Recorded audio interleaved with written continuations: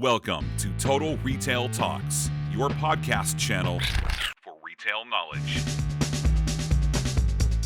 Hi, I'm Joe Keenan, Editor-in-Chief of Total Retail, and welcome to this episode of Total Retail Talks, which we are recording here at the CRMC conference in Chicago. And I'm excited to be joined on this episode by Cathy Miller, who is the Executive Vice President of Sales and Marketing at West Music.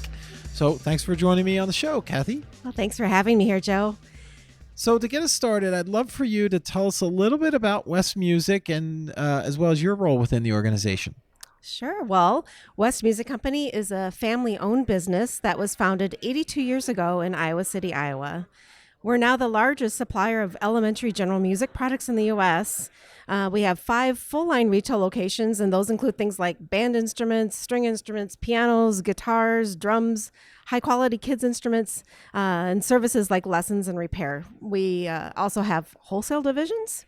We even have several international partners that we have exclusive distribution agreements with, and a music therapy division with board-certified music therapists. So you can tell we eat, breathe, sleep music. Most of us are musicians, so we know firsthand the power that music has on people's lives. So it's a great history that you have. You know, you mentioned it's an 82-year-old company. Yeah.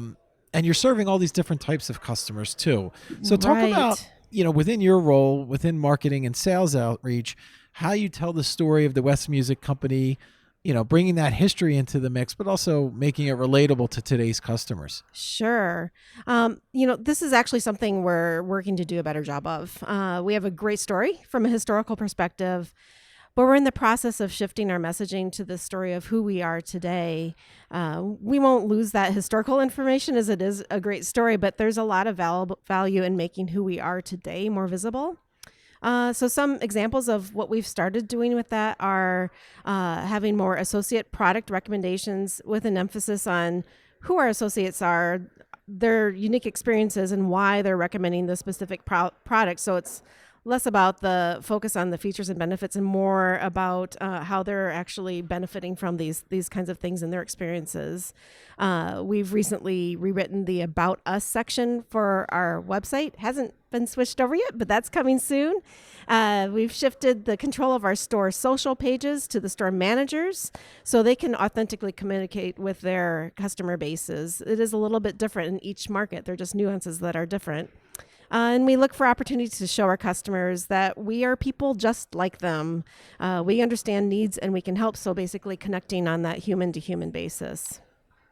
Speaking of those different types of customers, you mentioned West Music Company selling to both B2C and also B2B customers. So with that in mind, how do you think about differentiating your marketing strategy for those different customer segments?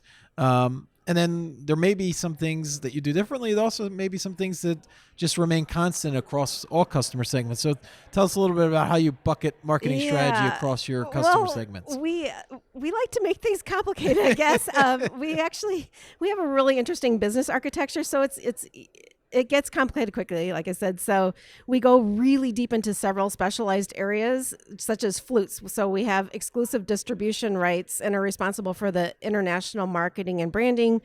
Then within that specific segment, we have both B2B and B2C structures. So we have basically a house of brands architecture within a house of brands architecture. So it can be a bit confusing internally, and we know if it is internally, it is externally too. So this is something that we are really trying to hone in on, focus our efforts to make sure that we're not diluting our brands, but to understand what is the most meaningful experience for our customers, and then to provide that clarity. And it's more of a roadmap than it is a light switch, right? So where we are now is not where we know we need to be. I should also mention this other area of our company too, because it plays into the both B2B and B2C, and that is our division called Music Constructed. So that is where we have the specialized division that includes a really robust resource packed site for specifically general elementary music education professionals at every stage in their careers. So that has instant access to lessons and unit plans, teaching strategies, professional development, including accredited graduate courses, guidance, and those kinds of things as well too. So as we look at our messaging, it's really easy for it to get all kind of tangled up. But at the root of it is really trying to help our customers in every way possible. So all that said, our marketing strategies for both B2B and B2C are based on personas, particularly uncovering pain points that we can help solve for. And our different segments have different needs. So like our B2B marketing is largely centered around the calendar year with longer lead times for planning, generally speaking. And our B2C is it tends to be more promotion driven with products aligned with touch points. So B2B tends to be a little bit more content led. But this isn't set in stone. And now that we have access to better data, we're able to kind of shift into that more experimental, nimble approach with our teams, where we come up with a hypothesis and then we can pretty quickly put it to the test. And I'm going to get back to that access to better data and kind of how technology fits into the mix there. But just a follow-up question on what you were talking about, because as you were speaking about kind of the full life cycle of the customer, and I'm particularly thinking about the B2C side here, from the education standpoint, you could have a customer that, or a parent probably of a student that gets into a musical instrument, and then that customer, as they get older, maybe become their own customer, and they're buying from West Music Company. So there's many different layers of trying to keep track of maybe even a single buyer. We definitely have that. Our vision statement, that's basically our slogan too, is play now, play for life. Yeah. And we really do mean it, and we live it, and we see it. So that call to action of play now, anyone can become a music maker at any point. And it's, I think some people have this idea that becoming a musician is either you're born with the talent or you're not. And that's absolutely so far from the truth. Anyone can play at any level and just have fun with it. So then it's our role to see that and help support and guide them so that music can be a really integral part of who they are for the rest of their life. And imagine you probably have different skill levels among your customers. You probably have people that just do it for fun, and they, all the way up to maybe the professional performer. Absolutely. Yeah. So we do tend to focus primarily on the beginners and intermediates when it comes to the B2C part of it. Right. But we do have a lot of activities for our more like the gigging musician or professional. And like I said, in some of our areas, we go very, very deep. So like with flutes and with percussion, we have entire divisions that focus solely on those instrument groupings. And we have experts, we have people with their doctorate degrees standing by ready to help in any way, shape, or form. So we do have a wide range of products and services that we offer. So wide range of products and services, many different types of customers. And then the other piece is you have many different channels in which those customers can be engaging. You have, your website, obviously, stores, social media, catalog, print catalog. Right. So you're touching your customers through all these different channels. How do you ensure that they're getting a consistent experience, that they're across these different channels? Because they could be looking at a catalog and then going online to buy, or in store and buying online. Tell us a little bit about what you're doing there. Yeah, so first we are trying to understand how every customer is interacting with us. HubSpot has been so helpful. We implemented that starting last year in April with the marketing side of things. But I also say our sales process has a lot to do with this and the coaching that goes along with it. So we have a defined and documented sales process where that was built upon the customer at the core. So it's an area of focus we're starting to see some real traction with and results from consistency in that HubSpot information. And we're making tweaks all along. But having this access to data is just invaluable. It allows us to experiment and see what works and what doesn't. But we're really making an intentional effort to differentiate messaging by channel so that all of our messaging is complementary and connected and not just a repeat in the various forms. So again, our vision, mission, core values, that's at the foundation of our sales process with the customer in the center. And then our marketing connects to that. So in a sense, we work backwards from wanting to achieve the result of a lifelong advocate, and then backing through what that engagement looks like in terms of sales. And then back to that, like, how do we create that awareness about West Music, who we are, our products and services, so we can really understand how we can help solve for true needs and achieve long-term solutions. you talked about it or alluded to your relationship with HubSpot. I imagine, and you said that you're kind of in the early stage on your roadmap of creating that one-to-one personalized relationship with each individual customer, given the complexity of the business. So how does then technology factor into what you're planning as you look at improving your marketing, improving your sales efforts? And maybe there's an example that you can share or something you're thinking about. Yeah. So, this really has been a journey, and it's a heavy lift, and it takes a village. And, we've had lots of ways we've kind of tried to tackle the best way to implement this way of thinking and this change. We've stubbed our toe a little bit here and there, but we all are solution oriented. So we just keep moving forward.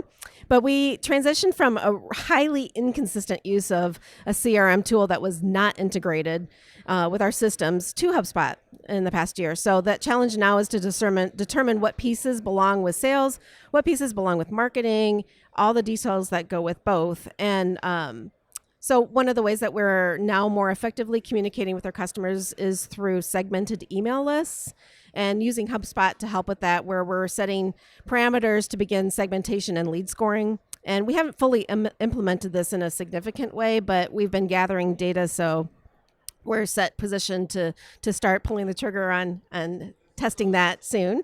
But our big shift is going from that, like throwing spaghetti at the wall to see what sticks, to more coordinated complementary messaging, and things like sequencing and playbooks enabled by technology have been a welcome support to our sales and customer support staff. That helps us plan campaigns in a way that cover things from awareness through loyalty. And loyalty is another thing that we're here at CRMC to learn more about what might apply at West Music. An example of how we're leveraging some of this technology, we recently had a 5-day promo that brought a lot of elements together with good success. So we had a classroom bargain blitz. And we started with identifying the inventory overstock. We matched that to the specific customer segment that it aligned with. We then coordinated compelling messaging for that segment. In this case, it was the general music classroom teachers. Looked at the best time of day to send messages for that segment, and that's something that we do on a regular basis anyway. Then we coordinated that complementary messaging for the channels of outreach that did include things like social, emails, the website experience, banners, subcategories that our CTAs led to, and as well as our sales staff one-to-one outreach with our key account customers. So we saw that connection with some of our social stories for specific products. We sold out of them right away as the stories were expiring. That was really cool to see. We're also using that message sequencing in place for purchase follow-up. And now we're currently in that process of a deeper dive to analyze the specific SKUs and the relationships to what we did with our marketing, where, how, all those kinds of things, to look for opportunities to tweak in the future. Yeah, and it's smart, introducing these music to these students at a younger age. You can build then a lifetime relationship where they look to West Music Company as their music source for different products, different tools. You can create that, to your point about thinking about loyalty, the life cycle there. Right. The opportunity is probably pretty great. Yeah, and for us, for those young students, of course we want the connection to West Music, but the primary goal is just to get them playing music and keep them playing music. And the music industry is a really fantastic industry, and there's a lot of support for other companies, a lot of great vendor partnerships. We all really work well and play well together for the most part. Yeah.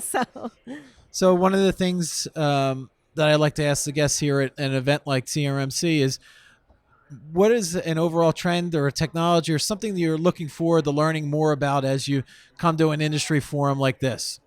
There's always so much to learn at CRMC, and I always feel like we're just this tiny little fish in this big pond compared to pretty much everyone else here. But I think for us, it's you don't know what you don't know. So it's maybe a bit more complicated question than seems on the surface. But some things my team and I are particularly interested in learning more about are AI and the applications that people are using, what works, what doesn't work, how they're using it. A big question for us has been influencers and how, if we should get into that space and how we would do that. Right now, we have some influencers that we just organically have relationships with, but is that an area that we should invest in? A little bit unclear, so I'm hoping to learn more about that.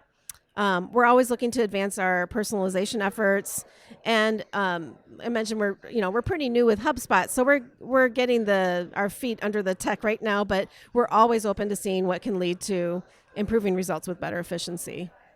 From an influencer perspective, on a follow-up there real quickly, Cathy, is it customers that may be using West Music Company instruments that you can find, or where do you think about influencers? Maybe it doesn't have any, it's somebody from the music industry that's not affiliated at all with West Music Company. It's both. It is both. A big part of something that's very meaningful for us and a big part of our lives is advocacy. So finding influencers to promote just the concept and awareness of music in our schools and the funding of it. That's really important for everyone's future. We see the benefits of music on the brain and education and social emotional connections. That's really important for us. So there's that. But then there's a kind of two-pronged thing with awareness of West Music, with who we are and what we do. And then we've got these both proprietary products and brands that we have exclusive rights of distribution. So perhaps an influencer would help bring awareness to some of those proprietary brands in particular. Great. Well, I want to take the opportunity to thank Cathy Miller, who is the Executive Vice President of Sales and Marketing for West Music, for joining us here at CRMC. Thank you, Cathy. Can I ask you one question first? Sure. Yes. Do you play an instrument? I do not. Oh. But my daughter does. Oh, excellent. Yes. Well, if you're ever interested in trying something out, you know how to reach me yes. now. So. I've got your contact information. All right. Well, thanks so much for having me. I appreciated the conversation. Thank you, Cathy. Thank you.